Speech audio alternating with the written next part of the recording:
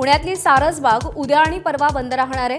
गेल्या वर्षी ईदच्या दिवशी वाद झाल्यानं यंदा खबरदारी म्हणून हा निर्णय घेतल्याची शक्यता आहे।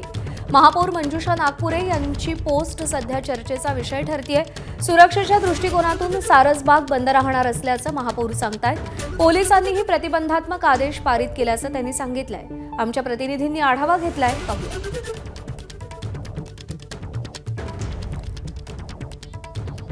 ती उद्या आणि परवा बंद ठेवण्याचा निर्णय घेण्यात आलेला आहे आणि पुणे शहरात जी पुणे पोलीस आयुक्तांनी प्रतिबंधात्मक आदेश दिले आहेत त्यानुसार हे सारसबाग आहे ती बंद ठेवण्यात आली आहे। पुणे महानगरपालिकेच्या ज्या महापौर आहे मंजुषा नागपुरे यांनी एक पोस्ट केलेली आहे आणि त्यात कायदा आणि सुव्यवस्थेचा प्रश्न निर्माण होऊ नये यासाठी सारसबाग बंद ठेवण्याचा निर्णय घेण्यात आला असल्याचं त्यांनी सांगितलं। आपण जर बघितलं तर मागच्या वर्षी ईदेच्या पार्श्वभूमीवर या ठिकाणी काही मुस्लिम बांधव आले होते आणि वाद निर्माण झाल्याचं पाहायला मिळालं होतं आणि हे प्रतिबंधात्मक आदेश जे आहेत ते देखील ईदेच्या पार्श्वभूमीवर सध्या शहरात लावण्यात आले आहे आणि त्यामुळे सारसबाग बंद ठेवण्याचा निर्णय घेण्यात आलाय का, ईदेच्या पार्श्वभूमीवर सारसबाग बंद ठेवण्यात येते का, असे प्रश्न आहेत ते या निमित्तानं उपस्थित होत आहेत।